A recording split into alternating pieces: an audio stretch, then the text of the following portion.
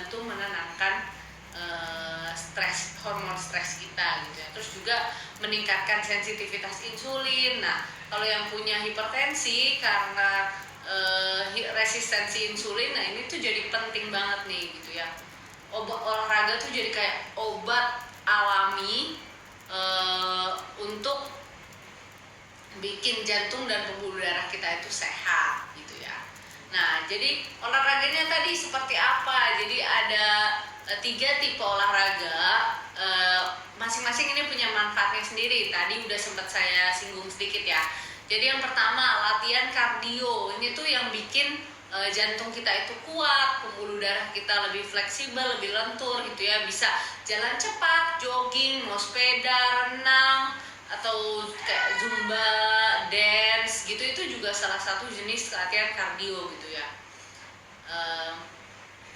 Terus yang kedua adalah latihan kekuatan, resistance training. Nah, banyak yang nggak sadar kalau mikirnya kan kayak, dok udah tensinya udah tinggi, kayaknya nggak boleh deh dok angkat-angkat beban gitu ya. Nah, tapi lah angkat beban ini juga penting karena dia tuh bisa membantu pembuluh darah kita tuh supaya lebih kuat, lebih elastis, meningkatkan metabolisme karena naikin massa otot, mengontrol kadar gula dan insulin gitu ya. Jadi kalau yang udah rutin nge-gym bagus, yang mau mulai nge-gym bagus banget, semoga bisa rutin gitu ya, bisa semangat. Tapi yang nggak punya akses ke gym, yang di rumah aja juga bisa. Contohnya olahraga otot yang melibatkan beban tubuh kita sendiri, bisa squat, bisa push up, atau kalau mau pakai alat bisa beli resistance band, itu nanti banyak gerakan-gerakannya gitu. Nah, ini jadi kalau dilakukan rutin, bukan cuman tekanan darahnya yang stabil, kitanya juga lebih rileks gitu ya. Ini ada yang nanya tentang tadi mungkin magnesium ya, dan sumber zinc dan magnesium yang alami. Jadi mineral-mineral kayak zinc, magnesium itu banyak banget di kacang-kacangan. Kacang tanah bisa nggak? Bisa, tapi jangan banyak-banyak karena kacang tanah itu juga kan lemaknya lumayan tinggi ya. Nah, olahraganya bisa kita mulai nih dari yang ringan-ringan aja, nggak usah langsung jadi wah ikut 5K, 10K, half marathon, bahkan full marathon gitu. Kalau sanggup sih bagus gitu ya. Tapi kalau dari kaum mager, ya mulai aja yang pelan-pelan, jalan kaki 10-15 menit per hari, atau yang misalnya kalau ke mall, parkirnya yang jauhan dikit, kalau perlu di gedung sebelah gitu, atau 2-3 gedung sebelahnya gitu, terus biar jalan kaki atau ngantor juga parkirnya di beberapa gedung sebelahnya aja, biar jalan kaki atau pakai transportasi umum gitu. Karena kan itu nanti banyak jalan tuh, ada naik tangganya, lewatin jembatan gitu ya. Nggak usah pakai eskalator atau pakai lift, pakainya tangga gitu. Kalau di kantor, yang kantornya misalnya lantai 9, lantai 15, naik tangga, itu bagus banget kan, jadi nggak berasa olahraga banget gitu. Nyicil lah ibaratnya olahraganya. Nah, terus juga yang kedua konsisten. Nah, konsisten ini adalah lebih penting daripada durasi. Jadi lebih baik misalnya kalau emang sempatnya cuma 15 menit setiap hari, tapi itu setiap hari lebih baik daripada sekali olahraga 2 jam tapi sebulan sekali gitu. Cuman kalau ada yang ngajakin doang gitu ya, CFD misalnya gitu ya. Nah, terus yang ketiga, coba deh temuin olahraga yang menyenangkan buat kalian. Kalau misalnya, dok bosan treadmill gitu, kayak walaupun udah sambil nonton drakor apa gitu, tapi bosan, ya cobain olahraga lain, kan banyak. Mau zumba, dance workout, mau renang, atau hiking tuh juga bagus banget tuh, olahraga yang salah satu olahraga yang bagus banget karena kita jadi terkoneksi juga dengan alam. Terus juga kalau hiking kan dia suka naik turun gitu ya, medannya kan nggak tentu kan. Itu bagus juga tuh buat ngelatih otot jantung kita, otot tubuh kita, latih keseimbangan dan lain-lain gitu. Ibu Suci, dok olahraga di rumah aja? Betul, di rumah juga bisa olahraga gitu. Nah jadi intinya terus juga bisa juga latihan beban nih, bisa pakai resistance band atau mau dumbbell yang kecil di rumah gitu ya. Terus sama yang paling penting nih, perhatikan nafasnya.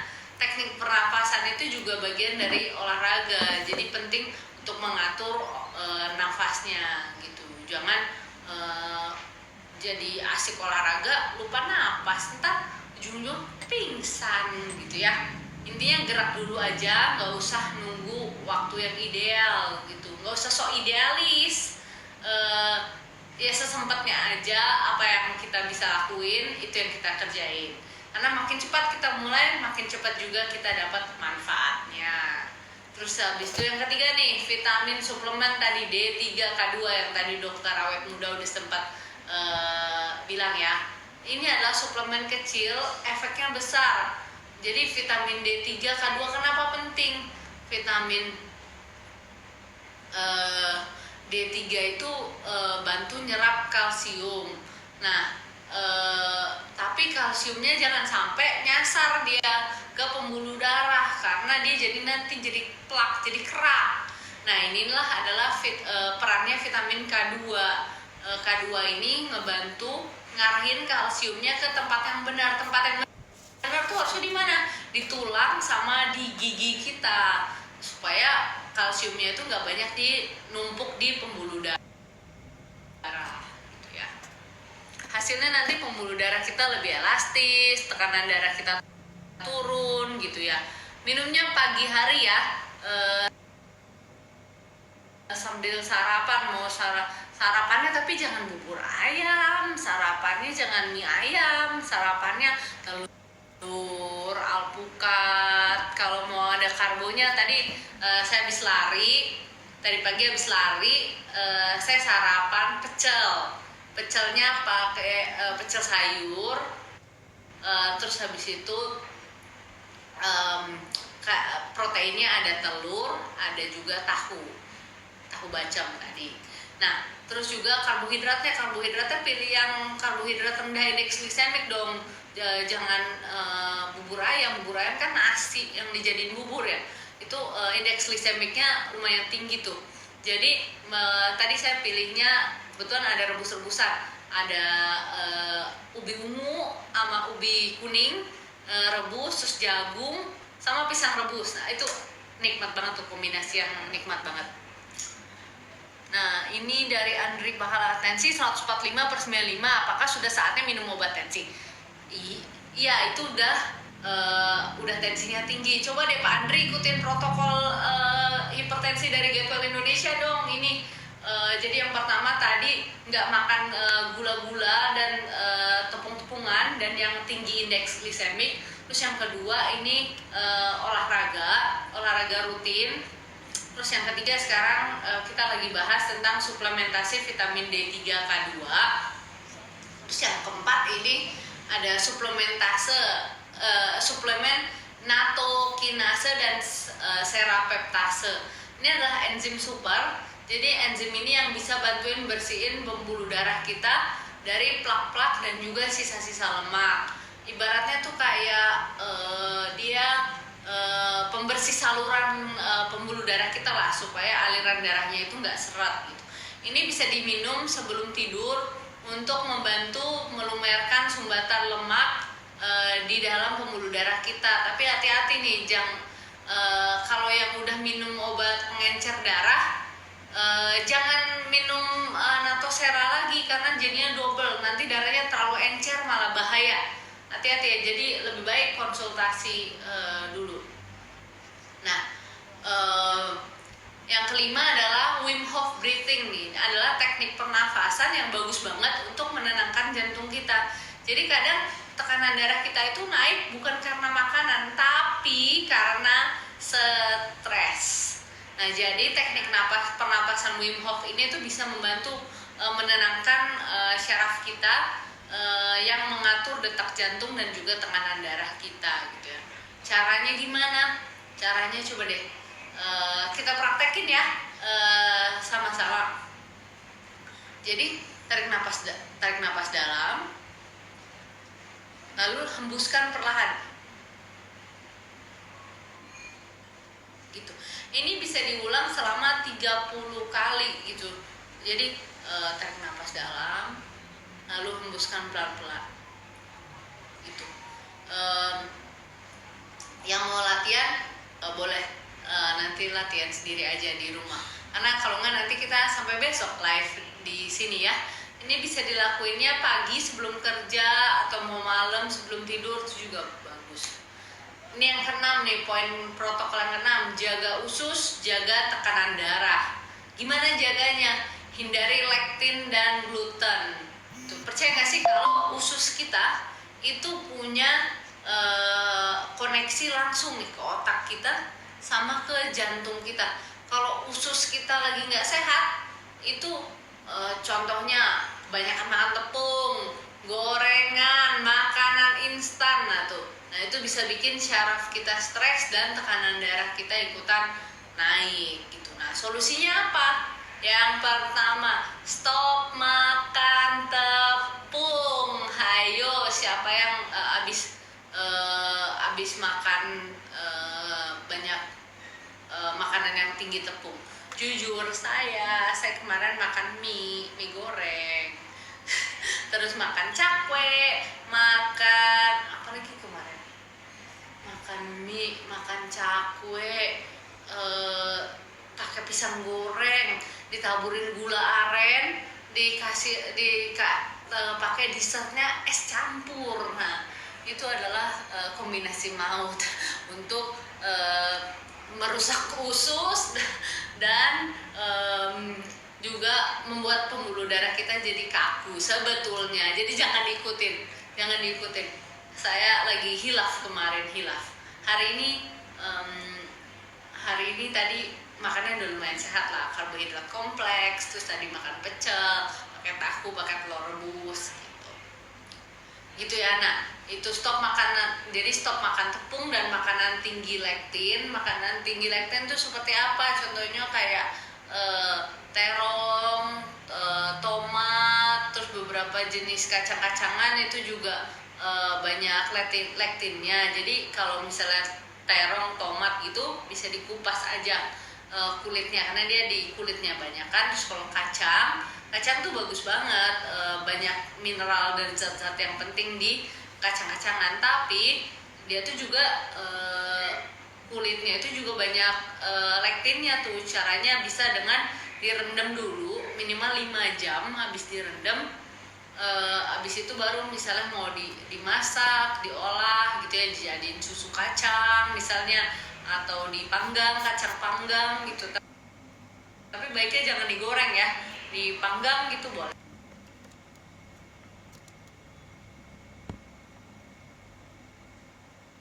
Terus dikasih bumbu, bubuk bawang putih, garam, lada gitu, bubuk cabai gitu, atau rempah-rempah lainnya tuh boleh. Nah, terus karena lektin sama gluten itu memang dia meningkatkan peradangan, bisa merusak usus kita gitu ya. Terus yang kedua, konsumsi kaldu ayam nih, dan juga probiotik untuk memperbaiki kesehatan usus kita gitu. Bisa bikin kaldu ceker ayam aja. Jadi dari FV Gigs, bakwan, oh iya bakwan enak banget itu, tapi jahat banget memang gitu. Jadi bisa probiotiknya tuh kayak bisa dari makanan fermentasi gitu loh, kayak kimchi. Kalau yang asli Indonesia tuh acar, kayak acar timun gitu. Bikinnya timun dipotong ujungnya, dibelah gitu 2 boleh, terus masukin ke toples. Toplesnya pastikan udah disteril ya. Jadi toplesnya udah disteril, pakai air panas disiram, terus habis itu dibuang air panasnya. Terus masukin timunnya, kasih larutan garam. Larutan garamnya sekitar 300 ml air, setengah sendok teh garam. Kalau bagusnya pakai garam laut. Nah itu dimasukin ke toplesnya, terus toplesnya tuh ditutup rapat, jadi pastiin kayak kerendam gitu, tapi ada sekitar 5 cm lah yang udara ya, yang tetap nggak ketutup gitu ya. Terus ditutup toplesnya, disimpan bisa 1-2 minggu di suhu ruangan aja, ditutup gitu di tempat yang gelap, nggak kena sinar matahari.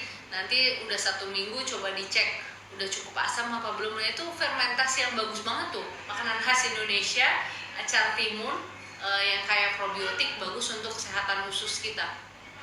Terus juga kaldu ayam, dari ceker ayam aja, ceker ayam, tulang-tulang ayam, mau pakai tulang yang kerongkongan, kepala ayam, kayak leher ayam gitu juga boleh. Gitu.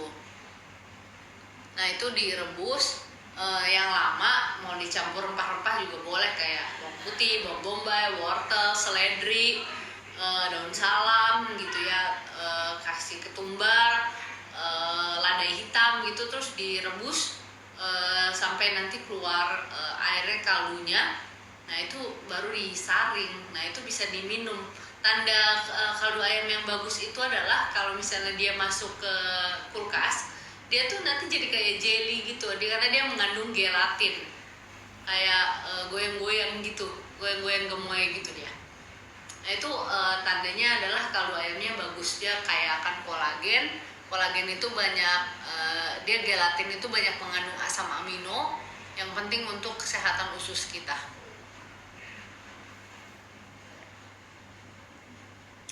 Gitu. Oke, jadi hipertensi itu bisa dilawan tanpa harus ketergantungan kita sama obat.